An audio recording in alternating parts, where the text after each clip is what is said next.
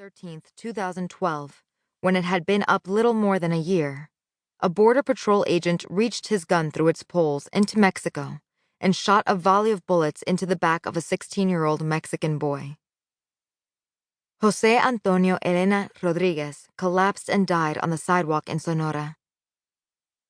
His grieving family turned the barrier into a platform for protest. At a gathering marking the anniversary of his death, they reached through the bars to clasp hands with American supporters on the other side. And the poles were just wide enough to accommodate a picture of Jose Antonio. His mourners plastered images of his haunting young face on the wall, all up and down the Nogales line. In 2014, when 8 Catholic bishops came to the border to call for immigration reform, they said a mass in the shadow of the wall. Congregants gathered on both sides to pray together. Preaching to both nations, Cardinal Sean Patrick O'Malley lamented both the sufferings of families separated by deportation and the deaths of migrants in the desert. Invoking the memory of the Irish who died in coffin ships crossing the Atlantic, he reminded his listeners that America has always been a nation of immigrants.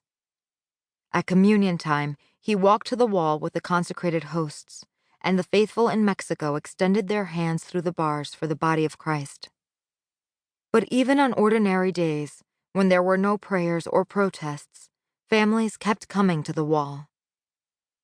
Just before Father's Day one year, a little girl dressed up in pink to see her father come to visit from America. She sat by her mother, her legs dangling into the ditch that ran along the Mexican side. Her parents leaned into the poles, and her father listened intently as her mother spoke. A few feet away, a little boy of about 5 or 6 had brought along a school paper, a drawing perhaps, to give to his father. The boy's arms were too short to get the paper across the divide into the United States, so his father thrust his own hand between the bars and reached toward his child in Mexico. Introduction. What's new is that we're deporting people who have been here for a long period of time. When they cross back to the north, they're coming home. They're coming to where their family is. Kat Rodriguez, Immigrant Advocate.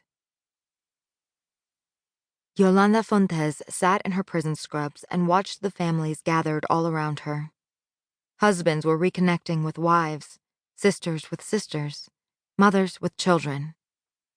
It was a sunny Sunday in April, and the families had flocked to the Eloy Detention Center, a dreary for-profit immigration prison in rural Arizona, to visit their detained loved ones. A female prisoner sat with her small son on her lap, her arms wrapped tightly around him, as if she were imagining never letting him go. The aunt who had brought the little boy spoke sorrowfully to her sister as the child snuggled in his mother's embrace. Nearby, an imprisoned father sat across a table from his wife, clutching her hand.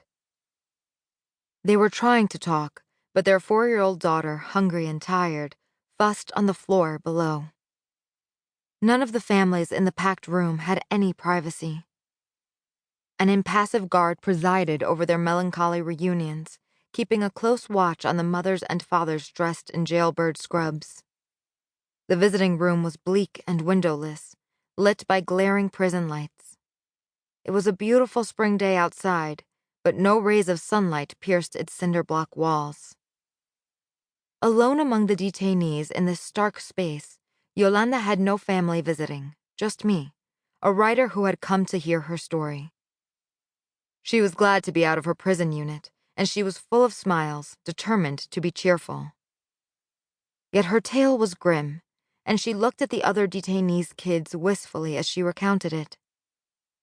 During the 2 years she'd spent locked up in Eloy, she'd seen her 2 little girls and her little boy only sporadically. The children, all American citizens, lived in a distant suburb northwest of Phoenix. They came to visit their mom only when a relative or friend could spare the time to drive the 200-mile round trip to Eloy. The last time Yolanda had seen them was 2 months before. Yolanda was 32. She'd slipped into Arizona from Mexico 17 years before, when she was just 15. She spoke flawless English,